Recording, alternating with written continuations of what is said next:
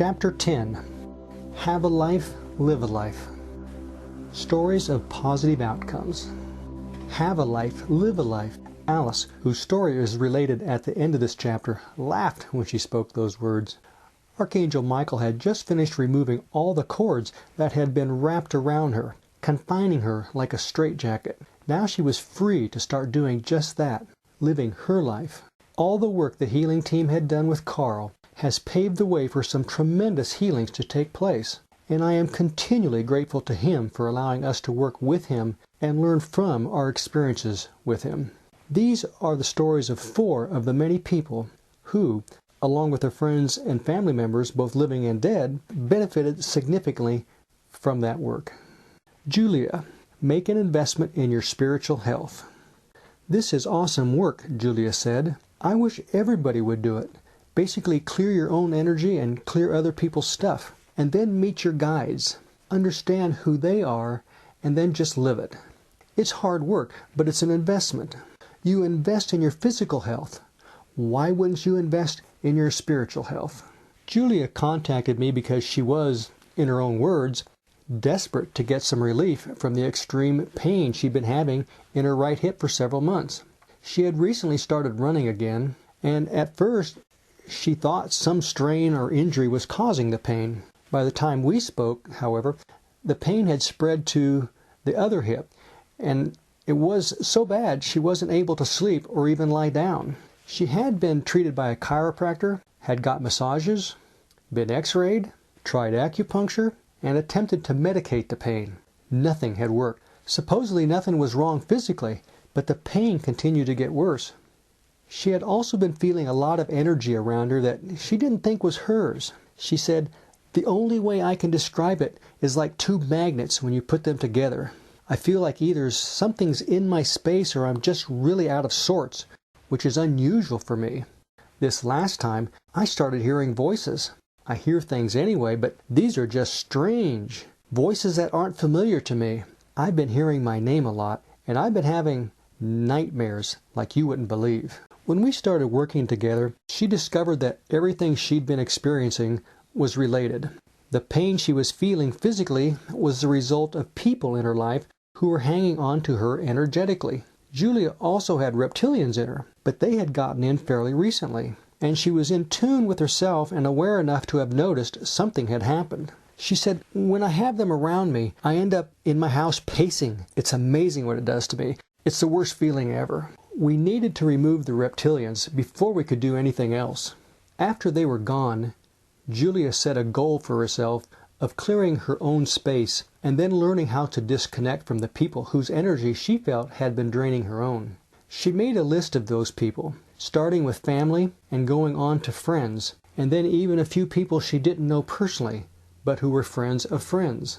We began with Julia's husband's family, including her mother-in-law, sister-in-law, stepson, and her own children. Her mother-in-law, who was in her 80s, had demons as well as a reptilian bloodline in her. Julia thought her mother-in-law was afraid to die. But once we removed the bloodline from her, I knew she wouldn't have to fear dying any longer. Julia had learned a little about the reptilians from her husband Paul, who had died 2 years before. She thought he had the bloodline too, although he fought against its effects. While we were talking about him, I felt his presence. He actually seemed to be leading our healing session. He told me 3 times that he had guided Julia to me. My guides confirmed Paul did indeed have the reptilian bloodline.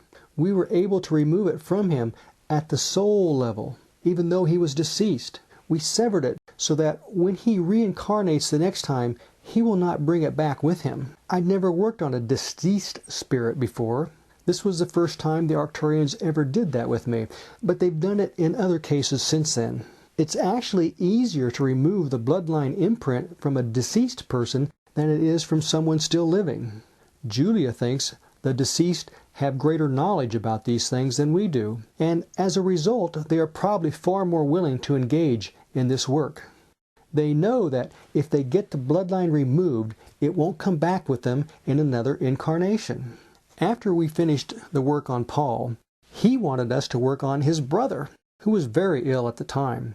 He then brought in more and more people, and one by one, We removed whatever we could from each of them and cut any negative energetic cords connecting them with Julia.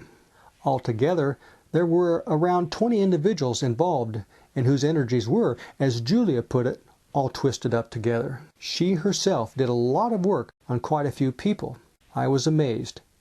But she said, my work was totally selfish. I was just desperate, and I was determined. I was in a lot of pain, and I think that's what happens. You get to a point where you're in physical pain and it's interfering with your life. You're very motivated to do something about it. One of the people contributing energetically to her hip pain was a very good friend, an old soul connection, someone she considers a twin flame. He also had the reptilian bloodline, and she felt he was connecting to her heart chakra in a negative way. Now she's learned how to open that door to him energetically when she wants to open it. But even more importantly, she knows how to close it. She said, I actually visualize a door with bolts on it. And I say to myself, okay, this is closed. It's not appropriate for you to take from me that way. I'm getting better and better at subconsciously opening and closing it when it's appropriate. So it's not something I have to be consciously aware of anymore. I'm learning to close off all those unhealthy connections so we can move forward on his path. Because when someone's taking your energy, they're not going anywhere. They're just spinning. Protecting yourself from someone else's unhealthy energy is obviously good for you, and it can have a positive effect on those around you as well. If you let someone use your energy or affect it negatively or siphon it off, you're not doing him or her any favors. We each need to learn how to deal with our own issues. When Julia started doing this work, it was very intense for her, and the entities harassed her quite a bit. She said, as I was clearing myself and other people, it seemed like a lot of it was coming at me real hard. But once I got through everything, it got easier. They leave me alone more.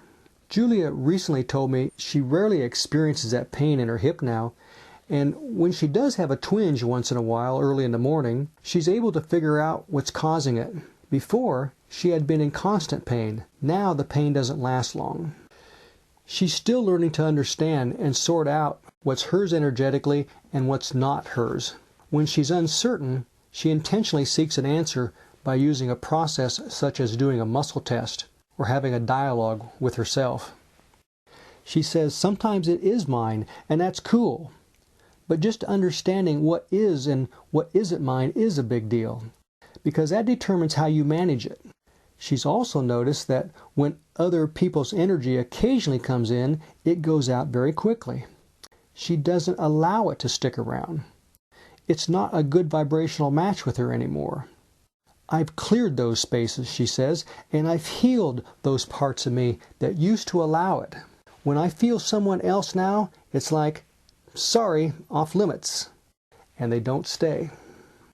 Her husband's brother recently died, and Julia was concerned about being around his family again, especially the people she felt had been siphoning off her energy.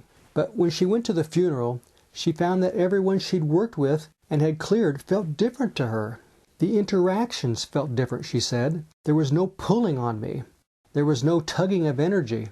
I felt really well protected, and I felt good about it. Julia doesn't feel her husband's presence as much as she used to, and when she does feel him, he too feels different to her. She thinks that since being cleared and then helping us clear his family, he has moved on to do other things.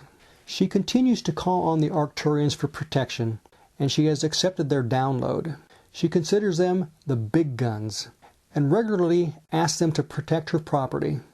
Her house is on a lake on Native American land, and she describes the area as having just tons of energy on a good day. There had been a reptilian portal in her house that we were able to remove, and which a psychic has confirmed is still gone. So Julia is now doing an extremely good job of protecting her space, internally and externally. I'm not getting the energy attacks from other people, she says. Before, they would find their way in through the dream state. Or, if I was having a vulnerable moment, they'd be right there. But that isn't happening anymore. I think everybody's tired of me. They're tired of that door I've shut. So it's like, you know what? Move on. Darlene, third dimensional technologies can't resolve multidimensional issues. I knew that going to a psychiatrist or a psychologist wasn't going to help me in the long run, Darlene said. They would probably medicate me and use third dimensional technologies. But honestly, they really don't have a clue that what's causing these problems in most people are multidimensional issues. Darlene was one of the handful of people I originally worked on who didn't immediately have the kind of results both of us were hoping to see. She came to me because she had been experiencing severe anxiety, something that was relatively new to her. She had seen a psychiatrist and was taking antidepressant medication, but since she believed her problems came from the spiritual realm, she didn't have a great deal of confidence in traditional medicine. Darlene says that when I first came to see you, I was really sick. I was very jumpy, very anxious, very upset, and I was really desperate to find a cure. I knew that the mental problems I was having were spiritually based. I didn't understand what I had, but I knew I wasn't going to find peace or solace or a cure from a physician, and I didn't either. I feel lucky that at least I had this path to try or this hunch to go on. Most people have no knowledge of it, and so they suffer and don't get better until they have a spiritual cure. As it turned out, her intuition was very good. She's right. Many people, maybe the majority, don't realize they have entities inside them, whether it's demons or discarnates or reptilians. But some people, like Darlene, are more intuitive or aware, and they sense there's something there. They know something's wrong, although they may have no idea what it is. My first 2 sessions with Darlene, which were close together, occurred before I knew anything about the reptilians or about my connection with the Arcturians. We did remove some entities, and in each of those 2 sessions, she felt there had been a healing and a release. One was quite powerful. The release was really strong, she says. It felt like a gust of wind had left my body. It was like opening a soft drink bottle and releasing the air from the vacuum. In spite of the healing that had taken place, Darlene continued to suffer from debilitating anxiety and bouts of depression for the next year. Darlene says, I was struggling at work, and I kept my job somehow, but then I ended up in the hospital for 5 days. I had a nervous breakdown. In cases when people don't show improvement, it may be to a multiplicity of complex issues or because they aren't willing to do the work they need to do. Darlene, however, was doing her best to try to remove the blocks through any means available. She had been meditating for years as best she could, yet even though we had removed those entities and she was making a considerable effort on her own behalf, she still wasn't getting better. Darlene was really a classic case in this regard. If you are trying to remove entities from someone, but you don't know about reptilians, you won't know to look for them. You may think you're finished clearing that person, but you haven't. Although she felt marginally better than she had before she came to see me the first 2 times, Darlene was obviously still quite miserable. By the 3rd time we met, I had become familiar with the reptilians, and I knew how to call in the Arcturians. Right away, I saw that Darlene had reptilians in her.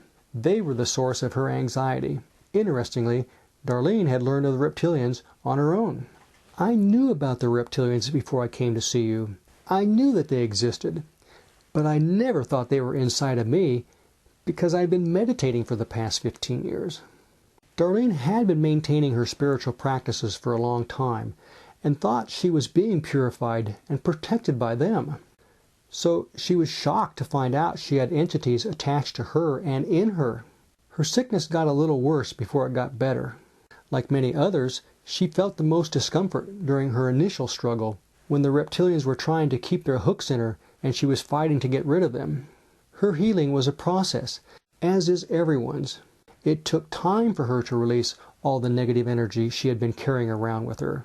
But after we removed the reptilians, her anxiety completely disappeared, and she remains free of it today. Now she's able to make the positive changes she was struggling to make when she was still trying to function with reptilians in her.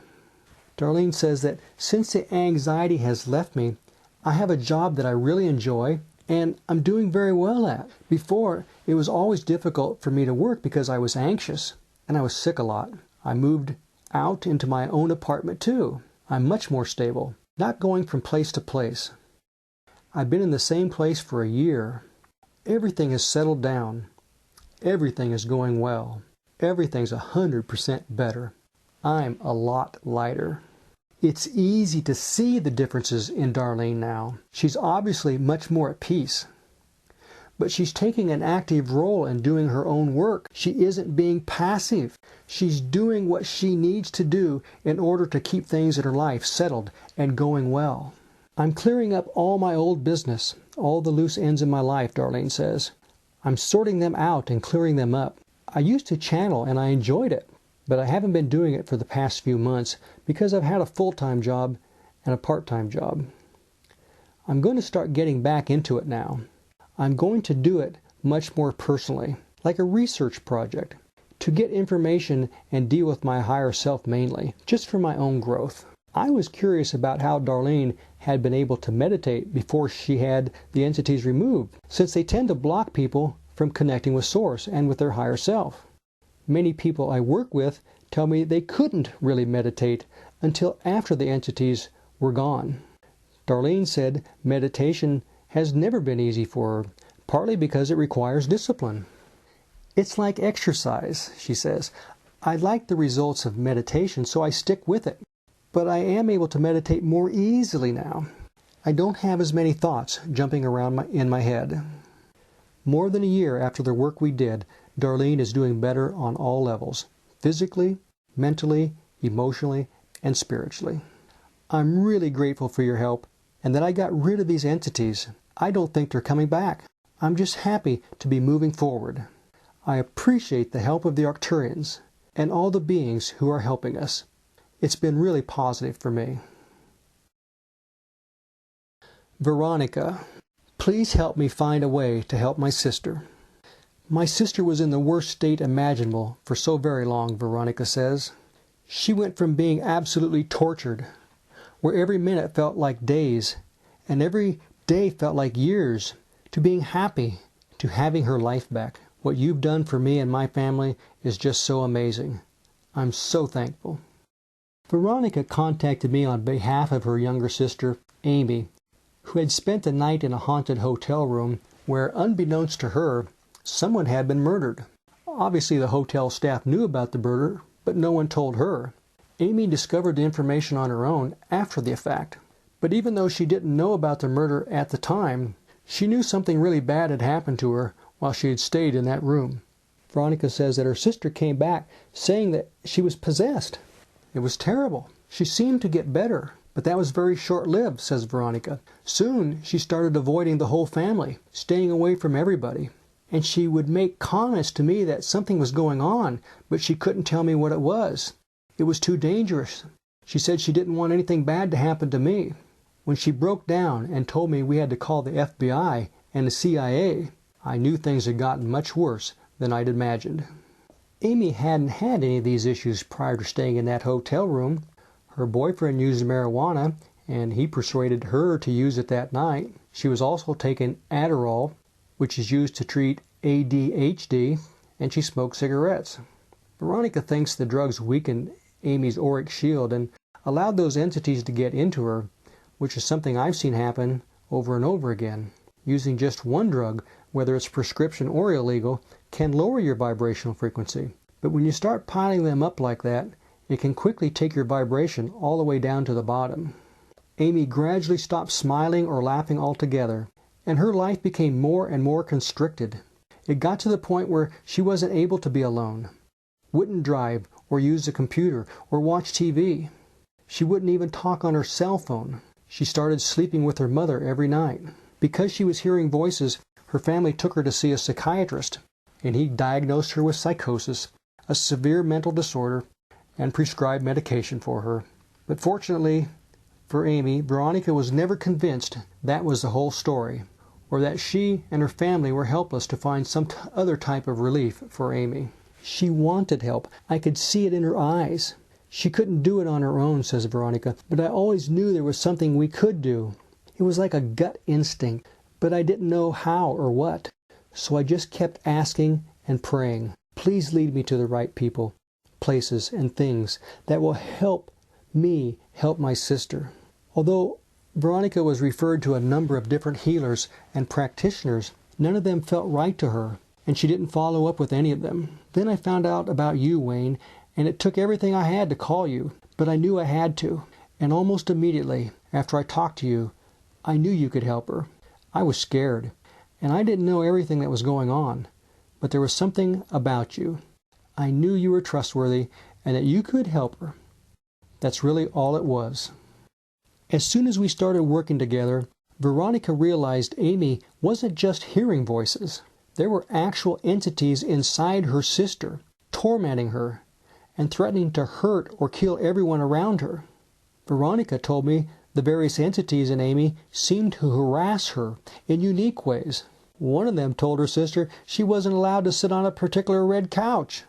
Once that entity was removed, Amy was able to sit on the couch again. Amy had a lot of entities in her. Demons, discarnates, reptilians, and attachments. So just as with Carl, there were many layers that had to be peeled away. Amy wasn't even aware we were doing this work to remove these entities from her. But her soul gave permission for us to do that. I've never had a soul deny permission for one of these healings. And even though Amy wasn't present and knew nothing about our work, the results were clearly visible to Veronica.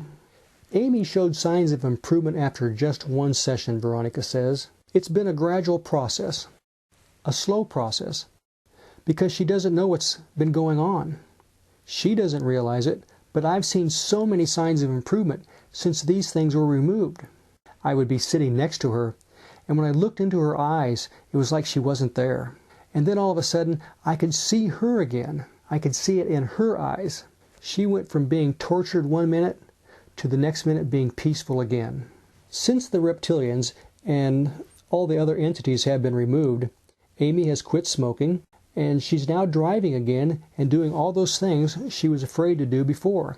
She has an opportunity to reclaim her life, and she's taking advantage of it. Veronica herself has never had reptilians in her. She has a very bright light, and she works to keep herself clean and well protected. Her connections with her guides and angels have grown much stronger, and her vibration is higher. She's connected with the Arcturians now too, and has accepted their download. I ask for protection many times a day, says Veronica, and ask for my family and myself to be surrounded by the Arcturians' protective light and by Archangel Michael's protective warrior angels. And they do. They protect us all the time. As soon as she senses something coming at her, trying to get in, she calls in her team and has it removed. When she doesn't think she can remove it herself, she gets in touch with me, because she knows these entities and attachments won't go away by themselves. They have to be taken to the light. You and your team saved my life on multiple occasions, Veronica says. I felt the reptilians surrounding me, literally trying to choke me. I felt like I was suffocating. I got in touch with you, and I could tell the instant they were removed, because in a matter of seconds, I went from feeling surrounded by these terrible things to feeling surrounded by love. All that peace and love is the Arcturians coming through, along with Jesus, Archangel Michael, Archangel Raphael, and the angels. When I call in that team and we release something negative from someone's energy field, they fill that space with love and peace. They just pour it in. Veronica called me late one evening when she was being attacked. As soon as she described what was happening, I called in my guides and I saw a huge python wrapping itself around her. That meant reptilians at the very highest level, the draconian level, were attacking her. It was an indication they were pretty serious about her. We removed it immediately, but I'll never forget it. Veronica is actually grateful for these experiences that most of us would consider negative. She says they have allowed her to relate to someone who has been possessed. That's remarkable to me. She is truly an empathetic soul. Maybe the Arcturians did want her to have these experiences. Sometimes they'll let something slip through to me so I can understand what it feels like. I don't like it, not at all. But Veronica knows now that whatever is bothering her will be taken to the light. She will be okay. You literally have given my sister her life back, and you have given me this sense of absolute peace and freedom that's almost indescribable. You can't put a price on it. It's so amazing, and it means the world to me. I'm so grateful for that. Alice. Have a life, live a life. I can see it's been in our family. I just feel it, Alice says. And for me, the theme of my whole life has been feeling disconnected. I know I'm a spiritual person, so it's been just horrible because I felt held down. It's hard to get to that other vibration because it's like having chains on you all the time. I had my first session with Alice a few days after she'd seen David Icke in Australia, where she lives. She told me he had put into words a lot of what she had already been feeling. She was glad she saw him before a session because it clarified several things for her. I removed some demons from her almost immediately, and then I felt some neck pain, which indicated reptilians. Sure enough, she had them, although they were not in her bloodline. I asked the Arcturians to remove them and everything associated with them. It was interesting Alice had used the word chains because I sensed a lot of cords wrapped around her. She had so many cords, in fact, that Archangel Michael used his sword to cut them, wielding it like a surgical knife, taking it straight up through all of them. When he cut those cords, it was as if he were cutting open a straitjacket. All of those cords were taken to the light. Afterward, Alice actually said she felt like she'd been released from a straitjacket, and now she wanted to take off in life and fly. She had been incredibly bound up, and while living her life had always been a challenge, it had been especially hard for her over the last 5 years. I got really sick, says Alice. I think it's an infection in my gums, but nothing shows up. Every test comes back normal. It's really affected my brain and my emotions. I get so anxious. I've always been sort of anxious and afraid, but I got really worse and could no longer control it. I had to give up my job. I couldn't focus or concentrate or remember. I haven't worked for about 4 years. I'm at a point where I need to do something, but I don't know what to do. There's that disconnection all the time, like a boat without a rudder. Now that the reptilians had been removed, I was sure Alice would find she did have a rudder. She was opened up in a way she hadn't been her whole life. I recommended some meditation tools for her to use so she could make that connection with Source she'd been trying to make for such a long time. Alice was living temporarily with one of her sisters and wanted me to check her sister's house. I didn't find any portals or any reptilians inside the house, but there was a discarnate, a ghost, that my guides removed and took to the light. Alice was amazed. She told me there had been 2 children in the house that morning, one of whom was very sensitive, and the 2 were playing ghosts. Was that a coincidence? When I checked Alice's sister, she turned out to have the reptilian bloodline, which the Arcturians removed. She did not seem to have any demons, which was unusual. Alice said her sister was psychic, so maybe she had had some sort of healing to remove them.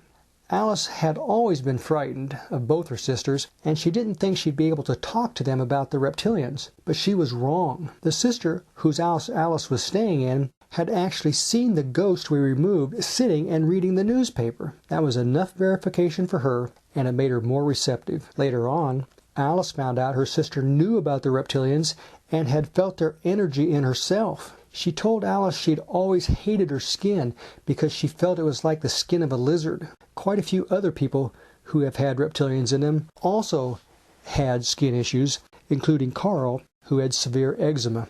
Being able to talk about their experiences with the reptilians brought Alice and her sister closer together. One of Alice's greatest concerns was her relationship with her son. Alice and her ex-husband had not been married long when their son was born, and they separated when he was 3 or 4 years old. Alice moved out of the area with her son to keep him away from what she perceived as the dark influence of his father. Now, however, her son, who was in his 20s, seemed to be following under that influence. Alice said that one of his stepsisters died just over years ago. As a result, he sort of turned against me. I feel as though he's been taken in, but what I feel is darkness. Her son had the reptilian bloodline, which he hadn't gotten from Alice, so we thought it may have come from his father. The Arcturians removed it, along with 1 or 2 attachments, sending all of them to the light. In addition to the entities, he had a lot of negative thought forms, which I sensed as being black and dark, like gunk. Negative thought forms can become entity-like over time. When we remove them, the angels turn them into what looks like a dark rope, and they pull it out through the crown chakra and take it to the light. If those negative thought forms aren't removed, they become hard and calcified like bricks. At that stage, they're not impossible to break up. My guides have done it a number of times, but it's more difficult to do. Clearly, the reptilians did not want Alice and her son to connect. That was the biggest barrier between them. But now that it was being removed, they would finally have a chance to do that. Although her son had the reptilian bloodline, he was young. He hadn't had as many years of being bombarded by them as Alice's sister had. Yes, he'd been brainwashed by all the negative influences surrounding him, but I felt more confident he would rebound. When I talked with Alice a month later, her infection was healing. She hadn't picked up any more entities, and she was working. Her son had reached out to her too, shortly after our session. Alice still had issues to deal with, which was to be expected, but the difference was that she was dealing with them now. Alice says that her head is becoming clearer. I'm still really anxious sometimes, particularly in regard to my new teaching job, because I've never seen myself as a great teacher. But I think I'm better now than I have been. I just want to relax and be who I am. That's what I still struggle with. My experience has been that I've often been attacked when I put out who I really am, so I'm always a bit hesitant to share what I really think. Since she was teaching in a different geographical location now, she was no longer living with her sister, but she reported that her sister was doing much better too. Alice says her sister's life had been going from one disaster to the next. Now she has been able to do things, getting papers in order, particularly around her husband's investments, something that she hasn't been able to do for 5 years. Life has started moving, instead of being this hard grind it has always been for her. Because Alice didn't think her ex-husband's energy was very good, she wanted me to check him. Although she felt a karmic connection with him and thought the two of them had previous lifetimes together, they were incompatible in this lifetime. She really loved him, however, and hadn't had another partner since separating from him. She says, I was devastated when we didn't stay together, but I've had a lot of growing up to do in life. I've always felt the connection between us, and I was heartbroken that this lifetime we haven't managed to be together. He's been very dark, but underneath all of that, there is that good energy. So who knows what will happen. The Arcturians confirmed he did have reptilians in him, but he did not have the bloodline. Since Alice's son had the bloodline, but neither of his parents had it, it may have skipped a generation. Or he may have had the bloodline in a past life and died with it still imprinted on his soul. That's why it is so extremely important to remove it no matter how old the person is, and even if he or she is no longer alive, as was the case with Julia's husband. If the bloodline isn't removed, the person's soul will keep bringing it back into each incarnation. In this situation, since Alice's son was born with the bloodline, he may have affected one or both of his parents. So this can go in either direction. Yes, the bloodline follows the maternal or paternal line, or in some cases both, but once you have it, it stays with you forever, unless you've accepted the Arcturian download. Please see information about that in another section, or on my website, waynebrewer.net.